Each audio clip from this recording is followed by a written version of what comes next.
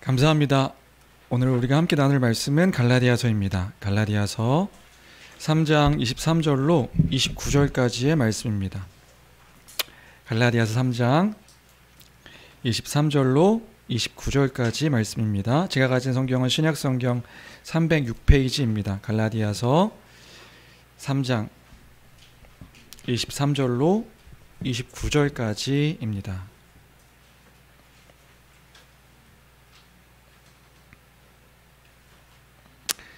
다 찾으신 줄 알고 한 목소리로 함께 읽도록 하겠습니다. 함께 읽습니다. 시작. 믿음이 오기 전에 우리는 율법 아래에 매인 바 되고 계시될 믿음의 때까지 갇혔느니라. 이같이 율법이 우리를 그리스도께로 인도하는 초등교사가 되어 우리로 하여금 믿음으로 말미암아 의롭다함을 얻게 하려 함이라. 믿음이 온 후로는 우리가 초등교사 아래에 있지 아니하도다.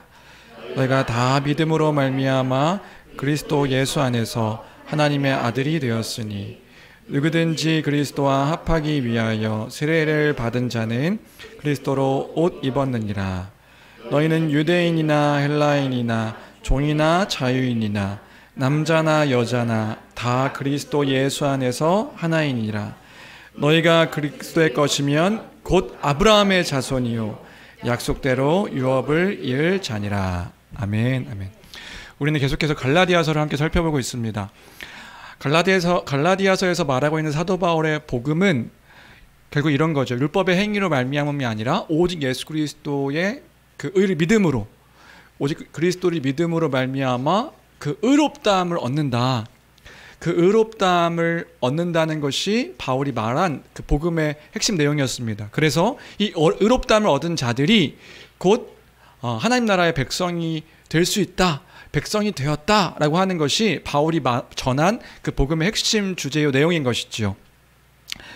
유대인들이 그토록 자랑했던 아브라함도 믿음으로 말미암아 의롭다함을 얻은 것이다.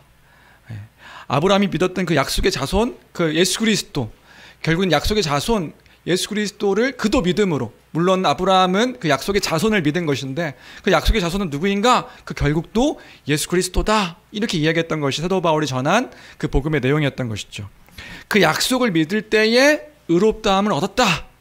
너희들의 조상도, 그 유대인 그리스도인들이 말했던 그 조상 아브라함도 믿음으로 의롭다함을 얻은 것이다. 그 얘기를 할 수 있음을 하고 있었던 것을 우리가 볼 수 있었습니다.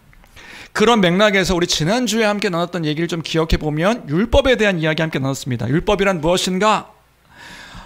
율법이 무엇인지 좀 다시 정리하며 생각했으면 좋겠는데요. 율법이 무엇인가? 율법은 큰 맥락에 생각하면 그런 거였죠. 하나님 나라의 그 백성들에게 허락하신 하나님의 법, 계명, 이것이 율법이었다. 이런 이야기 했던 거 기억하시나요? 그래서 성경에 보면 뭐뭐 해라, 뭐뭐 하지 마라 라고 얘기했던 그 법이 곧 율법이었습니다. 그럼 율법을 왜 주셨는가? 그 율법의 목적은 무엇이었는가? 하나님 나라의 백성으로서.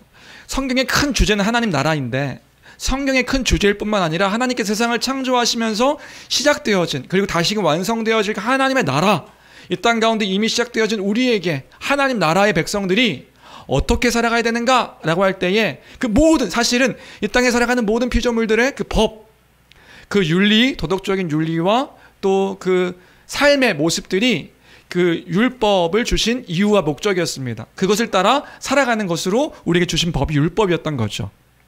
그런데 성경에서는 율법이 다양한 의미로 사용하고 있더라. 그래서 그 율법의 의미들을 생각해 봤습니다. 성경에서는 다양하게 율법이 사용되어지고 있는데 어떻게 사용되어지고 있는가 했을 때 이런 그 표, 그림으로 설명했던 것 혹시 기억하시나요? 우리 아이들도 지난주에 교회학교 친구들 보니까 잘 기억하고 있던데요. 그래서 성경에서 율법이 다양한 의미로 사용되어지고 있더라.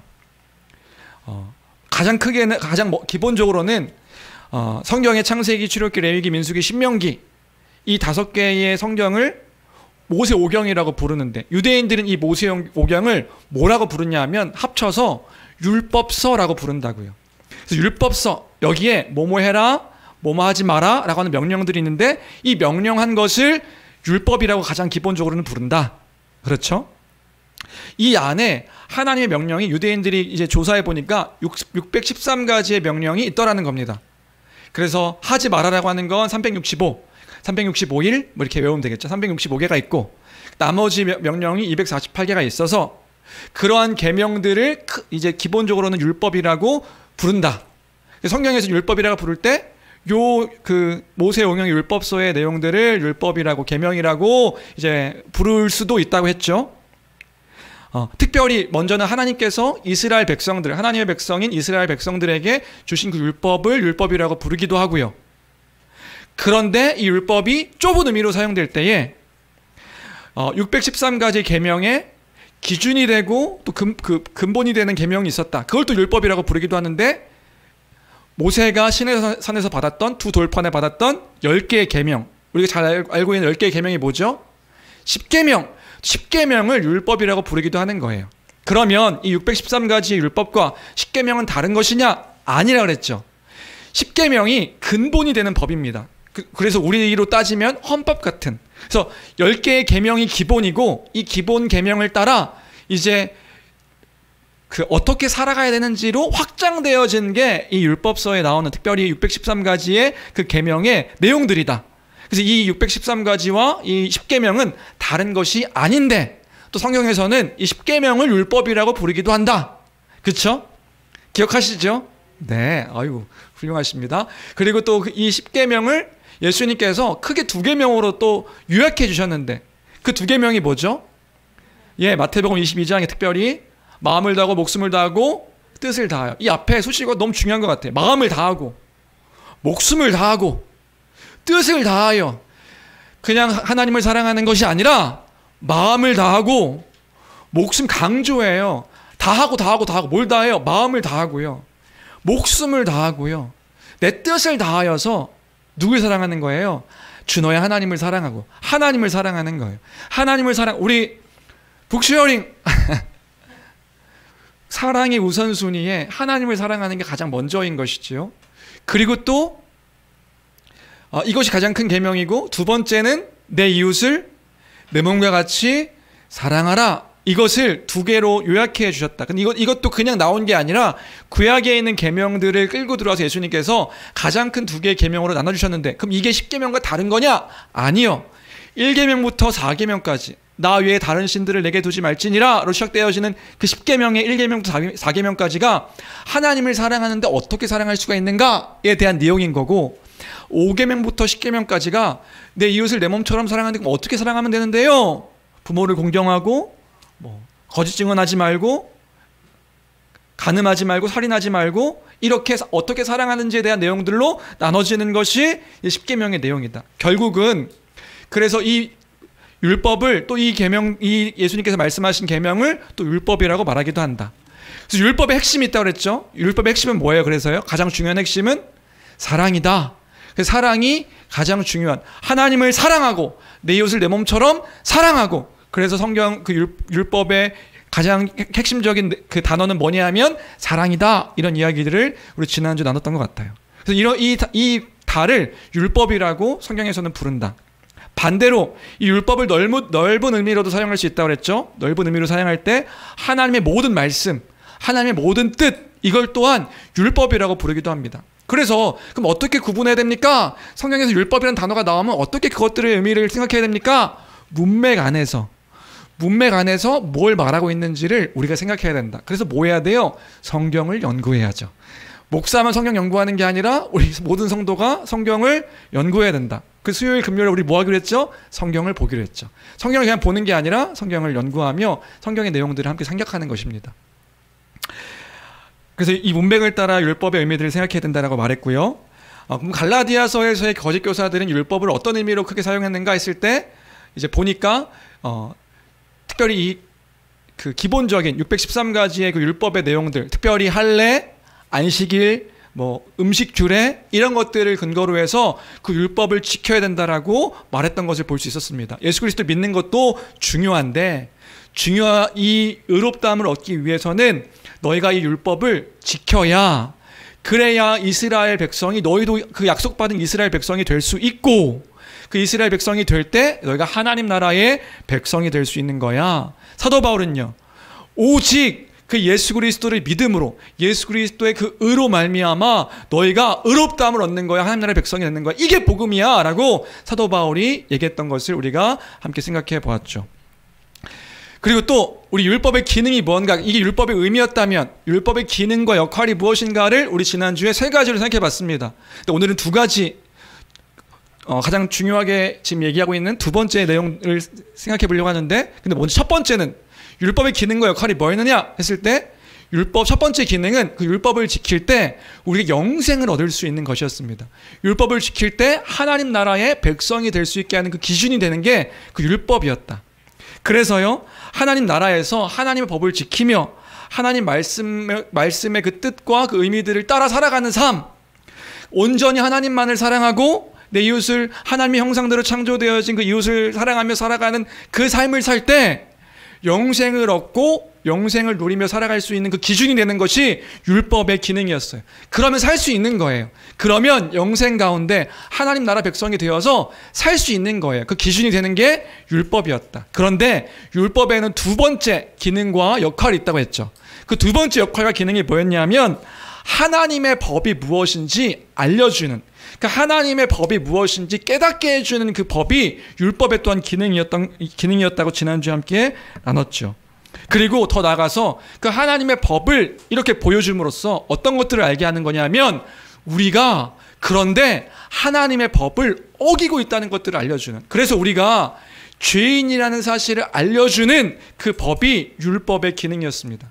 다시요, 율법을 보면 우리가 지금 그런 율법을 지키면 영생하며 살 수 있는데 그 율법을 보니까 어떻게 되는 거냐면 내가 지금 그 율법을 어기고 있고, 이게 하나님의 법인데 내가 이 법을 보니까 내가 하나님의 법을 어기고 있고 어기고 있는 내가 죄인이구나.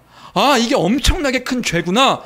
내가 형벌 가운데 있는 자구나. 이런 사실을 알게 하는 법이 율법의 또 기능이었다 이야기했습니다. 지금 사도 바울이 그 얘기하고 있는 거예요. 범법함으로 더해진 것이라.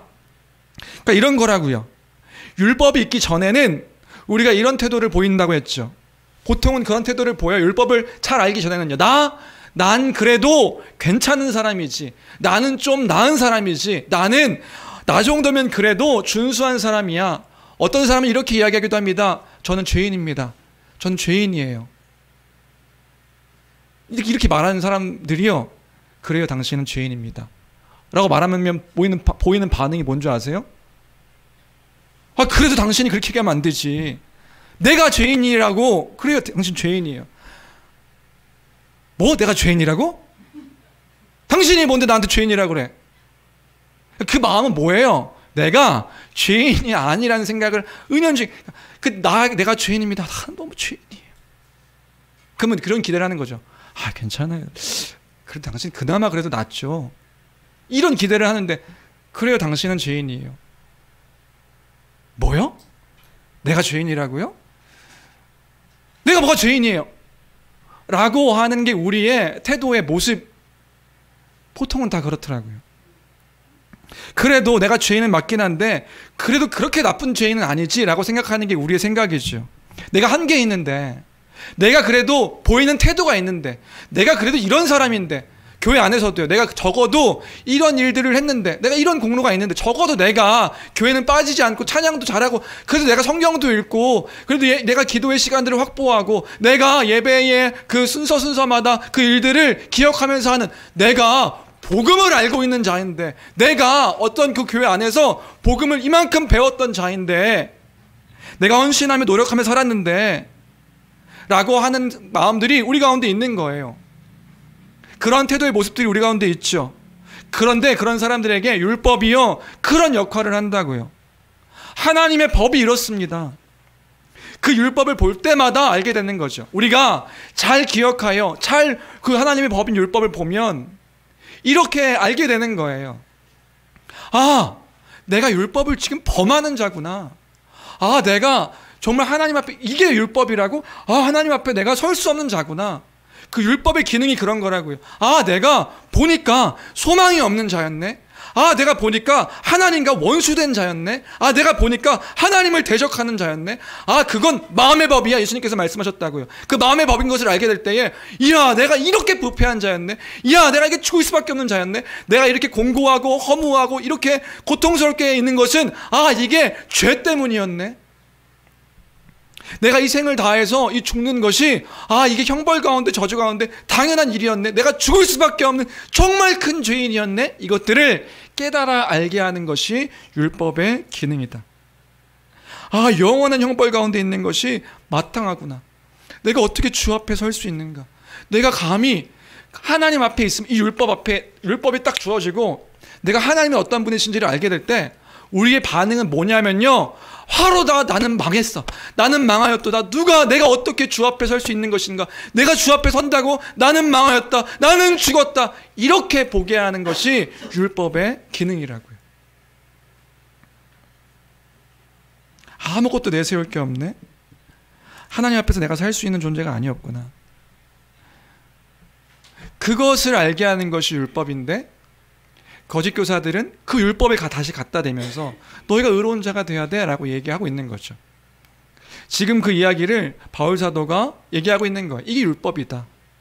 그래서 23절, 24절이 그런 이야기하고 있어요. 근데 바울은 지금 어떻게 얘기하고 있냐면, 그 당시에 사람들이 쉽게 이해할 수 있는 그 언어, 그 그림 언어로 이 율법에 대한 이야기들을 설명해 주고 있는 게 23절, 24절이에요. 자세히 설명하지 않아서 좀 더 오늘 설명하려고 하는데, 23절 두 가지 이미지를 갖고 설명해 주고 있는 거예요. 23절은 어떤 이미지냐면 감옥 이미지입니다. 감옥 이미지. 23절 읽어볼까요? 23절 읽겠습니다. 시작.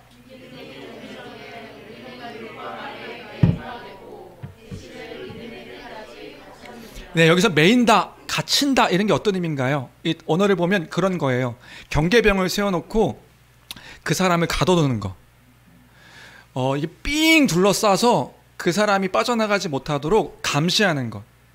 그러니까 매여서 갇혀 있다는 건 어떤 의미냐면, 한 사람을 이렇게 안에 놓고 사람들이 이렇게 둘러싸가지고 어디도 도망가지 못하게 막고 있는 게 이 지금 그림인 거예요. 율법이 그런 거라는 거죠. 우린 여기 있는데 율법이 우리를 가둬두고 있는 거예요. 가둬두면서 뭐 하는 거예요? 도망치지 못하도록 그렇게 막고 있는 게 율법이다. 온전하게, 율법이 가둬놓고요, 온전하게 의로운 자가 되어야 너는 살 수 있어. 온전하게 의로운 자가 이 율법을 다 지켜야 너는 여기서 나갈 수가 있어 라고 막고 있는 게 율법인데, 이 얘기하고 있는 거예요.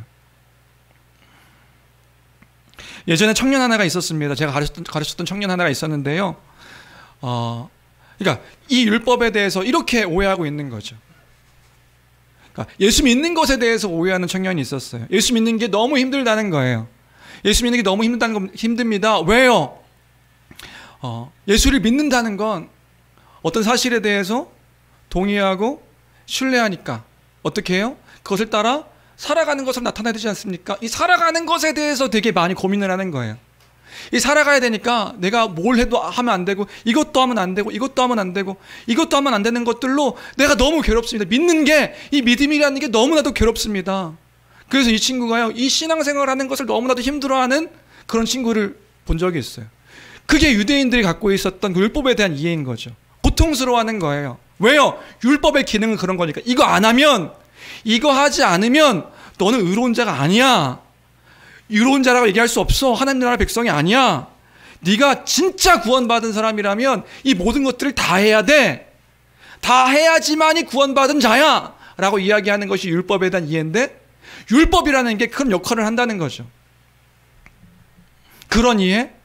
너희는 지금 율법을 갖고 와서 그걸 다시 얘기한다는 건 그런 말하고 있는 거다. 율법을 그 구원의 그 조건으로 붙이는 순간 우리는 그 율법에 다시 매이고 갇히게 되니까요. 그 이야기를 그림 언어로 설명해 주고 있는 거죠. 이걸 다시 한다고? 그리고 24절입니다. 24절. 24절에 바울은 또 하나의 이미지를 통해서 율법을 설명해 주고 있는데, 그 두 번째 이미지는 뭐냐면 초등교사의 이미지예요. 초등교사.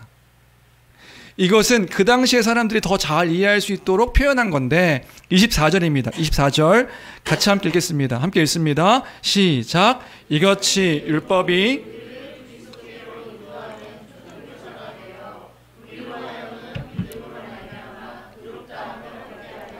네, 이것은 또한 그 당시의 문화 속에서 그 당시에 좋은 가문, 좋은 집안에 있는 그 가정에는 아이들을 돌볼 때 가정교사, 그 초등교사가 있었다고 해요. 그럼 가정교사의 역할은 뭐냐 하면 과외받는 그런 선생님은 아니고 그 아이들을 돌보고 훈육하는 역할을 하는 교사가 있었다고 해요. 근데 그 가정의 노예죠, 노예. 노예인데 어떤 자격이 주어져서 그 아이들을 돌보는 그러한 교사가 있었다고 합니다. 그럼 그 교사는 뭐 하냐? 부모님 대신해서 아이들을 훈육하는 거예요. 가르치는 거. 어떻게 잘 자라야 되는지를 가르치고 아이들의 행동을 지도하고 또 학교 같은 것들을 왔다 갔다 할 때 그 학교를 데려가지고 데려오는 그러한 역할을 하는 것이 이 초등교사, 가정교사의 역할인데 특징적인 것은 뭐냐면요. 그 가르침이 잔인할 정도로 가혹할 경우가 있었다고 해요. 그러니까 이 아이가 바르게 커야 하니까 부모님 대신하여서 이 아이들을 굉장히 가혹하고 굉장히 엄하게 때려가면서까지 이 아이들을 키우는 거죠. 그래서 이 초등교사와 관련해가지고 옛날 그림들을 보면, 그 고대 그림들을 보면 그 초등교사들이 회초리를 들고 있고 지팡이나 막대기를 들고 있는 그림들이 있다고 해요. 그러니까 무슨 의미냐? 이 아이가 그 잘못된 것들을 하지 않도록 때려서라도 가르치는 역할이 초등교사라는 거죠. 그러니까 지금 사도 바울은 그 그림을 끌고 들어와서 율법의 역할이 그런 거다라고 얘기하고 있는 거예요. 율법이 뭐냐? 율법이 너희에게 초등교사다. 뭐예요? 때려서 막 엄하게 해서 가르치는 그것들이 율법인데 이 율법이 그렇게 우리를 감옥에 가두고 경계하고 아무것도 그 일들을 못하면은 막 어미 꾸짖고 이거 해야지 저거 해야지 이거 하지 말아야지 이 어미 꾸짖게 하는 그러한 기능을 하는 건데 초등교사처럼 막대기를 들고 때리기도 하고 훈육하기도 하는 그런 역할을 하는 것이 율법인데 그럼 그것을 행하지 못할 때마다 죄를 지을 때마다 어떻게 되는 거예요? 그 악행을 꾸짖고 벌하는 거죠. 그것밖에 안 되냐고 그것밖에 못하냐고 이걸 안 지키냐고 이렇게 막 우리를 괴롭게 하는 그 가혹한 가운데 괴롭게 하는 것이 그 율법의 기능인데 그럼 우리는 그런 율법을 볼 때마다 이런 생각을 하게 되는 거죠. 우리는 언제까지 이렇게 괴로울 것인가? 언제까지 이렇게 힘들게 살아야 되는가? 언제까지 이렇게 고통스럽게 살아가야 되는가? 이것이 율법의 기능인데 이것이 율법인데 사도 바울은 지금 그게 율법의 기능인데 그 교회에게 그렇게 이야기하는 거예요. 그걸 다시 가지고 끌고 들어와서 율법을 지켜야만 의롭다함을 얻는다고 생각한다고? 우리 예수 그리스도께서 우리를 자유케 하셨는데 그 율법 가운데 그리스도께서 그 모든 것들을 다 이루심으로 죽기까지 순종하심으로 그 율법을 다 이루셨는데 우리를 은혜 가운데 자유케 하셨는데 그 율법을 다시 끌고 들어와서 우리를 그 고통 가운데 다시 두게 한다고? 누가 그 율법으로 말미암아 의롭다고 얘기한단 말인가? 지금 그 얘기를 사도 바울이 시작하고 있는 거란 말이죠. 여러분 이게 우리의 정체성입니까? 라고 얘기하는 거예요. 여기까지 말한 후에 바울은 오늘 우리가 함께 읽은 그 25절 이하에서부터 그리스도로 말미암아 우리에게 이루어진 그 놀라운 일들을 이야기하기 시작하는 거예요. 율법에 대해서 율법은 이런 기능입니다. 이게 우리 정체성이라고요? 결코 그럴 수 없습니다. 우리는 이러한 자들입니다. 그 놀라운 이야기들을 이제 사도 바울이 시작하는 거다. 예수 그리스도를 믿음으로 말미암아 일어난 놀라운 일들이 무엇인가? 먼저 25절에서 이렇게 말하는 거예요. 25절에 한글 성경에 빠져있는 접속사 하나가 있어요. 그 접속사가 뭐냐면요. 그러나예요. 그러나. 영어로 보면 but now 이렇게 되어 있어요. 그러나 이제는 이렇게 되어 있는 거예요. 그러나 이제는. 우리 접속사를 넣어서 25절 같이 읽어볼까요? 함께 읽겠습니다. 시작. 그러나 믿음이 여러분 그러나 이제는 그러나 믿음이 온 후로는 우리가 이 초등교사 아래에 있는 것이 아닙니다. 이렇게 얘기하는 거예요. 그러나 믿음이 온 후로는 우리가 이 율법 아래에 있지 않습니다. 이렇게 얘기하는 거죠. 율법이 우리를 가혹하게 할 수 없습니다. 더 이상 율법에 매이지도 않고 초등교사 같은 율법의 그 고된 훈육 가운데 우리가 있지 않은 겁니다. 그게 은혜이지요. 이렇게 얘기하는 거죠. 그러면서 교회가 어떤 존재가 되었는지를 너무 기쁨 가운데 크게 세 가지로 오늘 얘기해주고 있어요. 그 세 가지가 뭐냐? 첫 번째 26절입니다. 26절. 같이 함께 읽겠습니다. 함께 읽습니다. 시작. 너희가 다 믿음으로 말미암아 그리스도 예수 안에서 하나님의 아들이 되었으니 이제 너희는 그렇게 억압 가운데 있는 것이 아니라 예수 그리스도를 믿음으로 말미암아 그리스도 예수 안에서 하나님의 아들이 되어진 자들입니다. 우리가 하나님의 아들이 되었다. 하나님의 자녀가 되었다. 이게 놀라운 선언입니다, 여러분. 놀라운 선언이에요. 행여나 모태신앙이나 21세기를 살아가고 있는 우리에게는 이게 그렇게 놀랍지 않을 수도 있죠. 하나님의 아들? 당연한 거 아니야? 아니요. 이게 놀라운 선언인 거예요. 아마 사도 바울이 이 얘기를 할 때 이제는 우리가 이렇지 않습니다. 우리는 하나님의 자녀가 되었습니다라고 할 때 아마 기쁨 가운데 이걸 선포했을 것 같아요. 아마 이걸 그 당시에 사람들도 이제 같이 들었다면 놀라 자빠졌을 일일 거란 말이에요. 왜요? 이런 의미예요. 당신들은 신의 자녀가 되었습니다. 이렇게 얘기하고 있는 거라고요. 당신들은 이 세상 가운데 신의 자녀가 된 자들입니다.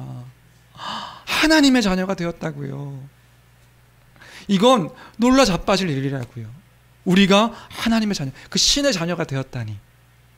여러분 그거 아세요? 예수님 당시를 한번 생각해 보시겠어요? 예수님께서요 자신을요 사람들에게 이렇게 말씀하셨습니다. 내가 하나님의 아들이다. 내가 하나님 아버지께서 보낸 내가 그의 아들이다. 그 반응을 들었던 사람들의 태도가 뭔지 아세요? 돌멩이를 들고 쳐 죽이려고 그랬어요. 감히 저 인간이 하나님의 아들이라고 감히 말하다니. 그래서 그때의 사람들은 돌멩이를 들고 예수님을 신성모독이다 하고 쳐 죽이려고 했다고요. 근데 예수님께서 당신을 따르던 제자들에게 이렇게 말씀하시죠. 너희도 이렇게 기도해라. 너희도 나처럼 하나님을 아바 아버지라 부르며 그렇게 하나님이 아버지심을 고백해라. 놀라 자빠질 일이라고요. 예수님이 그러셨는데 지금 사도 바울도 똑같이 이야기하고 있는 거예요. 뭐라고요? 바울은 교회된 우리의 정체성을요, 우리는 하나님의 자녀다 이렇게 얘기하고 있는 거예요. 너희가 이제 하나님의 자녀된 자들이다. 그리스도께서 하나님의 아들이신데 그리스도 예수 안에서 너희가 하나님의 자녀가 되었다 이렇게 얘기하고 있다고요. 이것은 당연한 이야기가 아니에요. 우리 성경을 생각할 때요, 엄밀한 의미에서 우리가 하나님과 사람의 관계를 생각할 때도요, 하나님은요 온 세상을 창조하신 창조주이십니다. 여러분 우리는요 그가 만드신 피조물이에요. 원래는 하나님과 우리의 관계에서 하나님 우리 아버지이신 게 아니라 원래 하나님은 우리의 창조주시라고요. 주인이세요. 우리는요 물론 우리가 하나님의 형상과 모양대로 창조되어서 다른 피조물들과 다르게 귀하고 존귀한 자들이죠. 사람은 다른 피조물들과 다르게 있는 그 존재만으로도 존귀한 자임은 맞습니다. 그럼에도 불구하고 우리와 하나님과의 관계는 창조 주인과 피조물 종이에요. 피조된 존재예요. 하나님의 자녀요? 그렇게 불릴 수 있는 자들이 아닌 거예요. 더 나아가서 율법 아래에 있는 우리를 생각할 때예요. 그 율법이 우리를 뭘 가리켜요? 우리는요 그 율법을 범한 죄인이라고요. 율법을 범했다는 건 뭐예요? 하나님의 법인데 하나님의 법을 지키지 않은 죄인은요 하나님을 대적하는 자들이었다고요. 하나님을 왜 대적합니까? 하나님 주인 되시면 내가 싫습니다. 내가 내 인생의 주인입니다. 내가 내 멋대로 삽니다. 율법을 보니까 알게 되는 거죠. 하나님을 대적했던 성경에서 보니까 우리는 하나님과 원수된 자라고 얘기하는 거예요. 우리의 정체성은 하나님과 원수예요. 원수된 자들이었다. 근데 우리를 뭐라고 부르셨냐면 하나님의 자녀가 되었다고 말해주고 있는 거예요. 이제 너희는 그리스도 예수 안에서, 그러나 이제는 그리스도 예수 안에서 하나님께서 너희를 그리스도로 말미암아 하나님의 자녀가 되게 해주셨다. 이게 우리의 정체성입니다. 우리 정체성이 뭐예요? 하나님의 자녀가 된 자들. 우리가 누구라고요? 하나님의 자녀다. 하나님을 귀하게 아바 아버지라 부르신. 혹시나 목사님 여기 하나님의 아들이 되었다고 했는데 왜 자꾸 자녀라고 하시나요? 이렇게 오해하시는 분들이 없으시죠? 우리 교회는 질문이 잘 없더라고요. 저만 이렇게 질문을 하는 거죠. 하나님 아들이라고 했는데 이거 딸은 그러면 아닌 거 아닌가? 그 당시에 그 아들에게 상속권이 있었기 때문에 아들이 이제 그 가족의 대표로서 이렇게 불렸던 거예요. 그래서 뭐 지금에야 아들과 딸의 구분이 없긴 하지만 우리 옛날만 해도 그렇잖아요. 지금은 옛날에 개그맨 그러면은 그 개그맨에 뭐가 다 포함되어 있었죠? 남자 여자들이 다 포함되어 있었잖아요. 지금은 구분해 주십시오. 개그맨, 개그우먼, 남자는 개그맨이지 여자는 개구먼이지 이렇게 이야기하는 시대이긴 하지만 그 당시에는 이게 다 함께 엮여져 있는 단어였던 거예요. 그러니까 하나님의 아들이라는 것은 결국에는 하나님의 자녀가 다 포함되어 있는 표현인 거죠. 결국에 우리의 정체성은 뭐냐? 사도 바울이 기쁘게 얘기해 주고, 여러분 당신들은 예수 그리스도로 말미암아 하나님의 자녀가 된 자들입니다. 우리가 하나님의 자녀가 되었습니다. 그런데 초등교사에게 어떻게 돌아갈 수 있겠습니까? 이야기를 하고 있는 것이다. 율법을 지켜서가 아니라 여러분 믿음으로 우리는 그러한 자가 되었습니다. 그러면 믿을 때 어떻게 하나님의 자녀가 될 수 있는가 했을 때 27절에서 이 이유를 설명해 주고 있는 거예요. 여기 접속사 하나가 빠졌거든요. 왜냐하면 이렇게 시작하는 거예요. 왜냐하면 27절 읽어볼까요? 함께 읽겠습니다. 시작. 왜냐하면 누구든지 그리스도와 합하기 위하여 세례를 받은 자는 그리스도로 옷 입었느니라.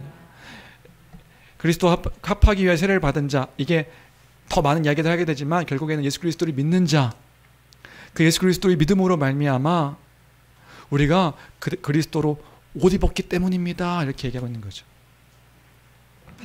그리스도의 옷을 입은 자이기 때문입니다. 그래서 하나님께서 우리를 그리스도 그 옷 입은 그리스도로 봐주시기 때문입니다. 하나님의 은혜로 그리스도로 우리를 옷 입혀 주셔서 그리스도의 모든 것들을 우리 것이 되게 하셨습니다. 그래서 우리는 율법 아래 있지 않습니다. 그리스도 안에 있습니다. 이렇게 얘기하는 거죠. 그리스도로 옷 입었다. 이거 되게 그 귀한 표현인데 하나님께서 이제 우리를요 그리스도로 봐주시는 거예요. 우리 생각나는 단어가 있죠. 그리스도와의 연합. 우리 교회 너무 좋아요. 설명 안 해도 돼. 그리스도와의 연합. 그리스도로 봐주시는 겁니다. 여러분 혹시 광해라는 영화 보셨나요? 광해. 안 보셨으면 패스. 그러면 광해를 보시면 거기 광대가 나오고 광해 왕이 있는데 그 왕이 아프니까 그 왕이 그 문제가 있으니까 그 광대 비슷하게 생긴 광대를 왕궁으로 데려와서 그 골룡포를 입히죠. 그는 왕이 아닌데 골룡포를 입히니까 그 왕의 옷을 입히니까 그가 무슨 행세를 하는 거예요? 왕의 행세를 해요. 근데 그는 알죠. 그는 더럽고 누더기만 입고 씻지도 않고 했던 더러운 그 광인이에요. 어떻게 보면 거린과 같은 삶을 살았던 사람인데 옷을 입으니까 어떻게 되는 거예요? 왕으로 수많은 사람들이 그를 섬기고 떠받치고 전하 이렇게 무릎 꿇고. 왜요? 무슨 이유로요? 그가 그 옷을 입었다는 이유만으로요. 우리 주님 하나님께서요 예수 그리스도를 말미암아 그 그리스도를 옷 입혀 주셨다 이렇게 얘기하는 거예요. 우리는요 우리를 보면 추하고 더럽고 악하고 정말 흠 많은 하나님 앞에 대적한 이들인데 그리스도로 우리를 옷 입혀 주셔서 원래는 그리스도가 하나님의 아들이신데 우리를 하나님의 자녀 되게 하셨다. 여러분 그렇게 되게 하셨습니다. 그것이 우리의 정체성이고 주님의 은혜입니다. 이 이야기를 하고 있는 거죠. 아 은혜구나. 우리 이런 자가 되었구나. 기억하는 우리 모두가 되길 주님의 이름으로 축원합니다. 가볍게 여기는 것이 아니라 귀하게 여기는 거예요. 사도 바울도 귀하게 얘기했다고요. 귀하게 여겨야 된다. 두 번째로 교회가 어떤 존재가 되었는가? 28절입니다. 크게 세 가지로 이야기해 주고 있는데 첫 번째는 하나님 자녀가 되었다. 두 번째 28절 함께 읽겠습니다. 시작. 너희는 유대인이나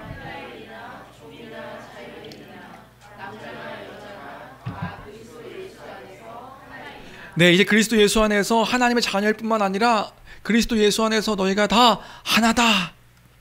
근데 그리스도 예수 안에서 이렇게 얘기하는 거예요. 그리스도 예수 안에서 너희가 하나다.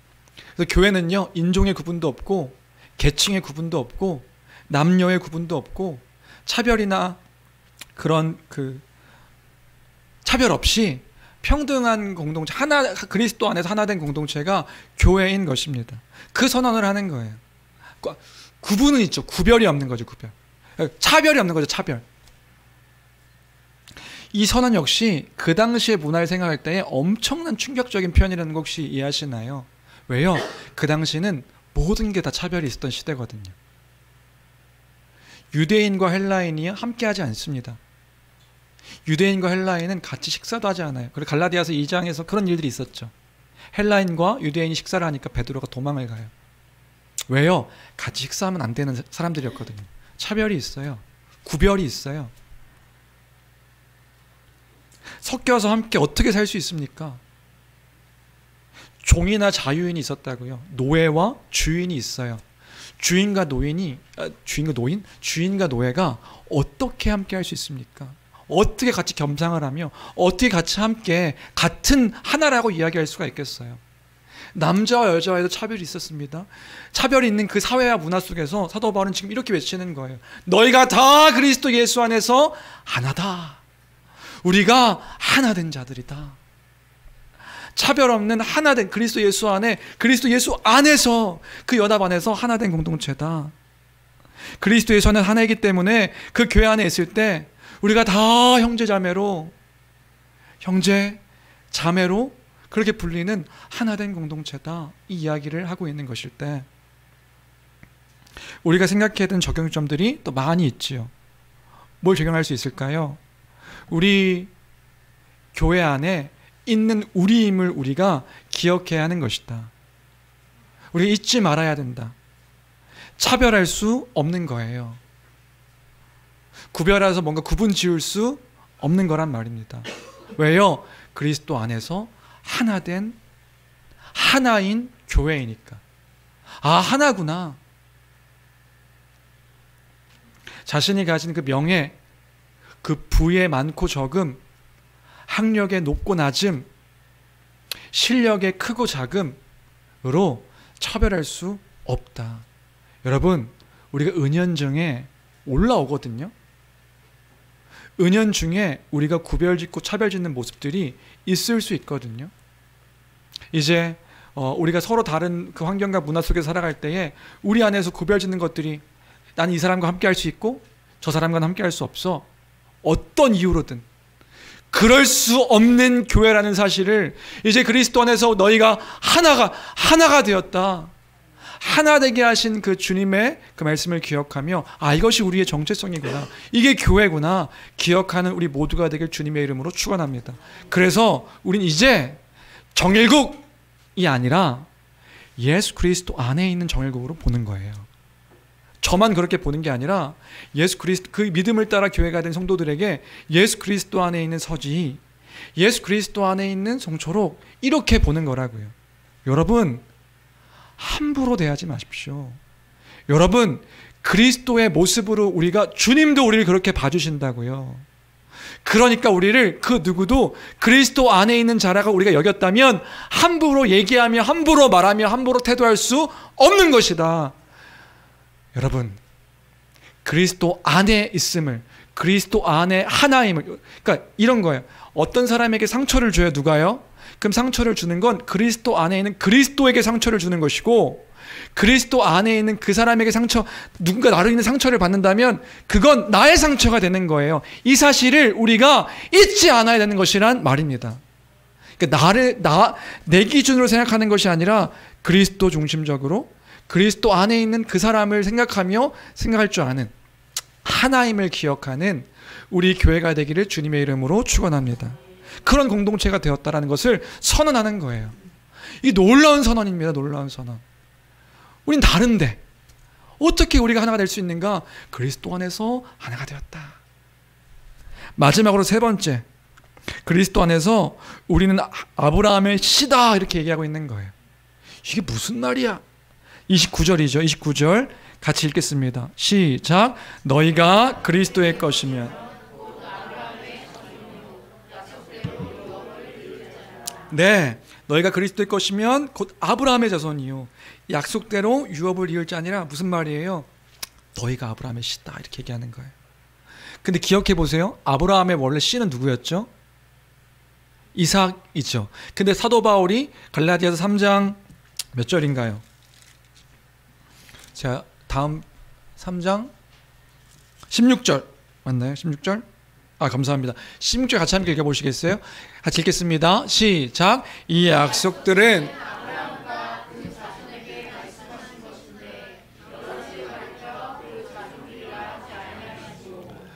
즉 한 사람을 가리켜 내 자손이라 하셨으니 곧 그리스도라. 지금 그 자손이 누구냐면 아브라함 자손은 예수 그리스도예요. 원래 예수 그리스도인데 그 아브라함의 자손이 너희가 그리스도의 것이면 너희가 아브라함의 자손이다. 너희가 아브라함의 자손이다 이 얘기하고 있는 거예요. 그럼 아브라함의 자손됨이 뭐가 중요한데요? 너희가 택함 받은 하나님 나라의 백성이다 이 얘기하고 있는 거죠. 너희가 믿음으로 예수 그리스도 안에 있는 자가 되었고 예수 그리스도 안에 있음으로 말미암아 본래는 그리스도가 아브라함의 자손인데 그리스도 안에 있는 너희도 그리스도로 말미암아 하나님의 백성된 아브라함의 자손이 되었다. 그 약속의 복을 받는 자손이 되었다. 그 얘기를 하고 있는 거예요. 무슨 얘기하고 있냐면 그리스도 안에서 너희가 다 받은 것이다 이야기하고 있는 거라고요. 너희가 하나님 나라의 백성이다. 그리스도 안에 있는 너희가 이제는 아브라함의 자손으로 너희를 이스라엘의 그 나라 율법을 지킴으로 자신들이 이스라엘 나라라고 여겼던 그들이 하나님 나라의 백성이 아니라 너희가 하나님 나라의 백성된 자들이다. 원래는 그리스도가 하나님 나라의 백성된 그 의를 행한 그분이신데 너희가 하나님 나라의 백성된 자야. 왜요? 이제 우리를요 그리스도로 봐주시기 때문에 그런 거예요. 다시요, 믿음으로 말미암아 지금 뭐 얘기하고 있는 거냐면 그리스도께서 행하신 일들을 너희에게 다 주셨어. 여러분 여기서 계속해서 반복되어 4절 동안에 나온 게 뭔지 아세요? 그리스도 안에서, 그리스도의 것, 그리스도 예수 안에서 그리스도가 풍성하게 이게 되어지고 있는 거예요. 그 무슨 말하고 있냐면 그리스도께서 행하신 그 모든 것들을 너에게 다 주신 거야. 믿음으로 말미암아 다 주셨는데 그냥 주셨으면 끝난 게 아니라 너희가 지금 다 누리고 있는 거야. 근데 중요한 게 있죠. 너희가 믿음으로 이것들을 얻게 된 거야. 믿음으로 하나님께서 이 모든 것들을 다 주신 거라고. 그래서 우리의 정체성은 이렇게 복되게, 그러나 이제는 이런 자들이 된 교회가 너희야. 얼마나 복된데 어떻게 율법으로 다시 돌아가서 그 율법의 것들을 지킴으로 그 안에서 고통스러운 그 일들로 그 초등교사와 감옥에 매여있는 것 같은 그 일들로 돌아갈 수 있단 말인가. 그리고 누가 감히 그것들을 다시 돌아가야 된다라고 말한단 말인가. 그래서 갈라디아서 1장에서 사도 바울이 분노했던 걸 기억하시나요? 우리나 하늘로부터 온 천사라도 우리가 너희에게 전한 이 복음 외에 다른 복음을 전하면 저주가 있을지어다. 저주받아라. 이렇게 얘기하는 거예요. 왜냐하면 그건 저주니까요. 다른 복음은 우리를 죽게 하는, 다시금 우리를 고통스럽게 하는 저주의 복음이니까 그런 것이지요. 우리에게 그 복음이 주어졌습니다. 이 기쁜 일들이 우리에게 주어졌습니다. 가볍다고요? 결코 가볍지 않습니다. 그냥 우리에게 당연한 거라고요? 결코 당연한 것이 아닙니다. 예수 그리스도께서 십자가에 못 박혀 죽으심으로, 하나님은 당신의 아들을 십자가에 죽으심으로 이 일들을 우리에게 다 행하셨고 그저 우리가 믿음으로 우리에게 주신 것이기에 그걸 우리는요 아무 공로 없는 은혜다라고 말하고 있는 것이란 말이에요. 은혜로 다 주신 것이다. 그리스도로 옷 입혀준 거예요. 우리는요 여전히 누더기 같죠. 여전히 부패하죠. 여전히 그래서 우리 자신을 보면 그냥 흠투성인 거예요. 더러움투성인 거예요. 때투성인 거예요. 옛날에 저희 아버지 시대에 목욕을 못 해가지고 맨날 그 말씀 하시거든요. 우리 때는 1년에 한 번씩 목욕했다. 1년에 한 번씩 그때 목간 가가지고 때미는 건 1년에 한 번씩 했다. 그러면 그때 그 몸은 어떤가요? 때로 얼룩으로 가득하죠.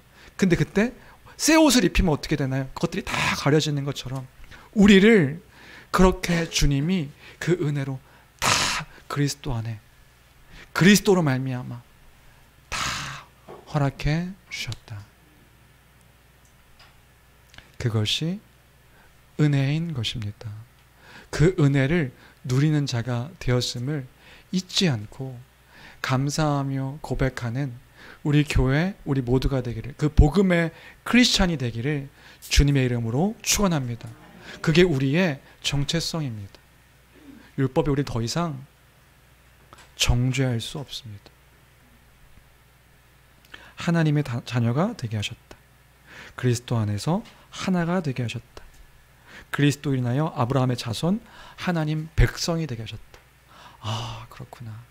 감사합니다 고백하는 우리 모두가 되기를 주님의 이름으로 축원합니다. 이 말씀을 기억하며 우리 찬양 함께 고백했으면 좋겠는데요. 그래서 갈라디아서의 이 내용이 이 찬양의 고백으로 함께 고백되어질 수 있을 것 같아요. 우리 힘차게 함께 찬양했으면 좋겠습니다. 기도하는 마음으로.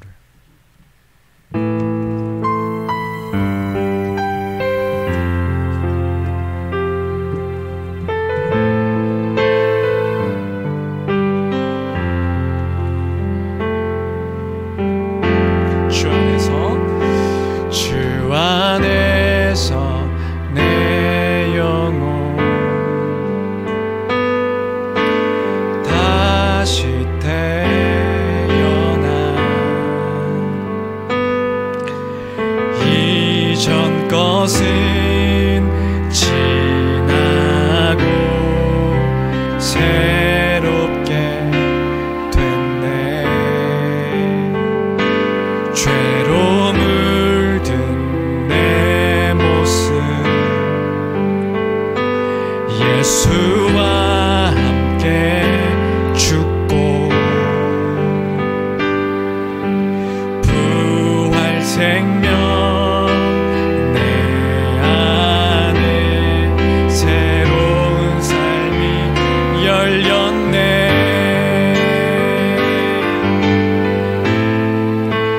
너희가 나를 택한 것이 아니요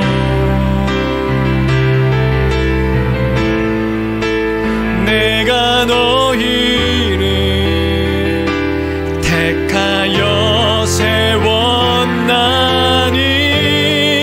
오직 내 안에 오직 내 속에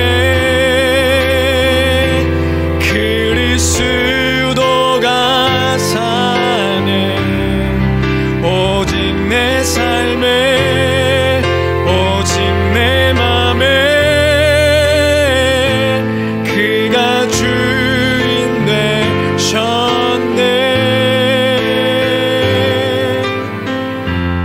죄로 물든 내 모습 예수와 함께 죽고 부활 생명 내 안에 새로운 삶이 열렸네.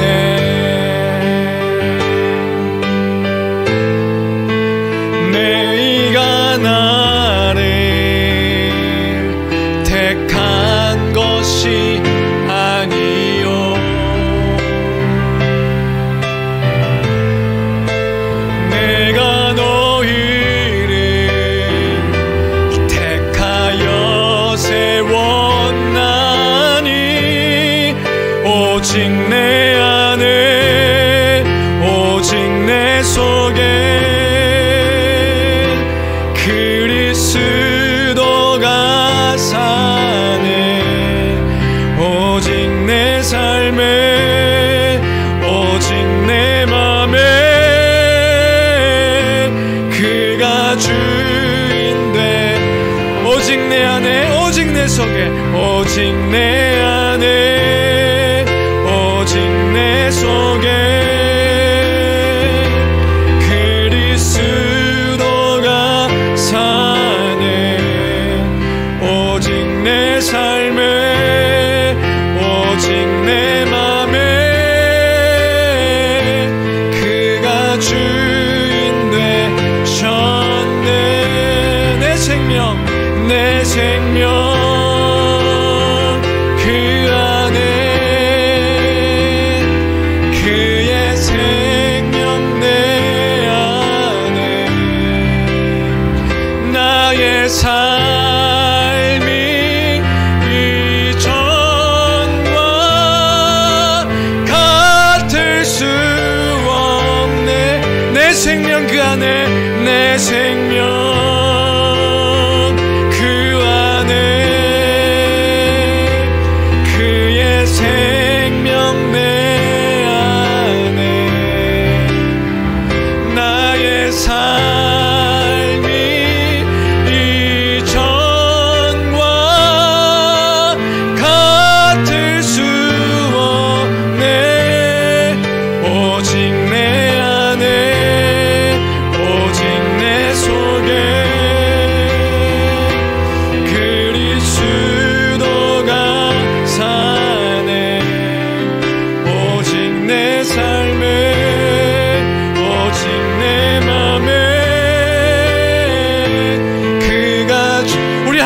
주여 선포합니다.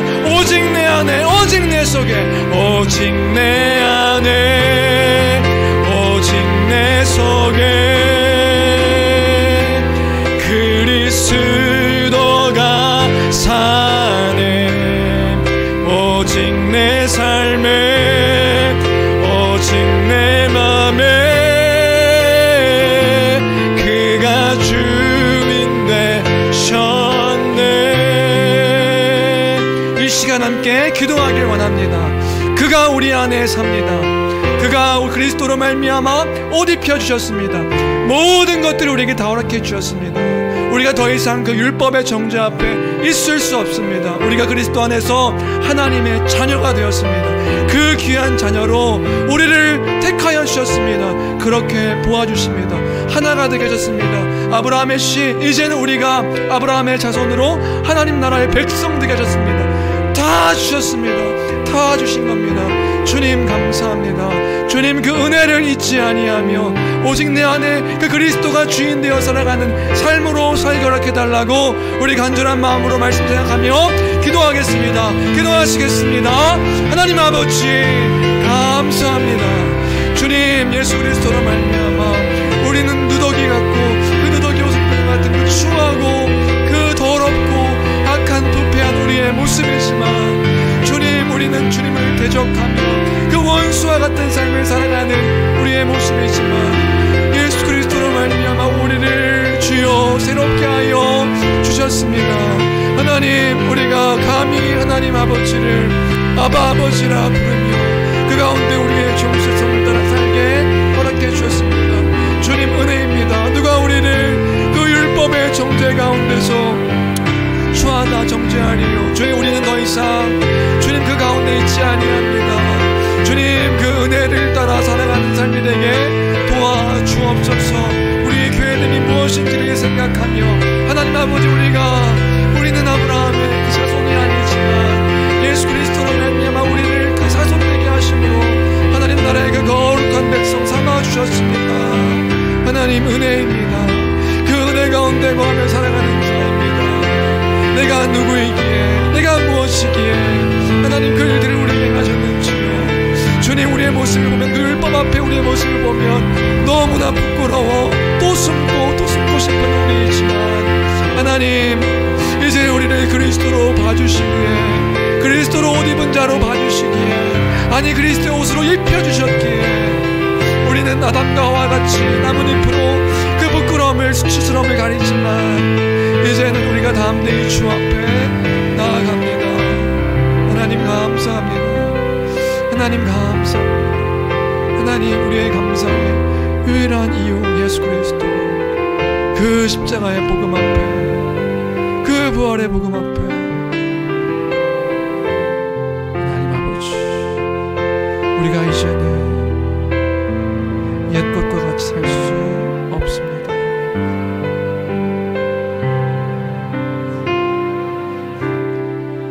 주의 은혜 아래에 있습니다. 그리스도의 십자가를 기억할 때에 여전히 우리는 그 은혜 아래에 있습니다. 주님 우리의 믿음이 공로가 되지 아니하고 그 믿음이 또한 선물처럼 통로가 되어서 우리가 그리스도의 모든 것들을 받은 자가 되었습니다. 하나님 아버지 감사하며 주님 날마다 그 주님 찬양하며 그 사도 바울의 그 참된 그 가르침과 고백이 우리의 고백되기를 소망합니다. 그네 가운데 살아가는 삶이 되게 도와 주옵소서. 존귀하신 우리 주 예수 그리스도 이름으로 기도합니다. 아멘.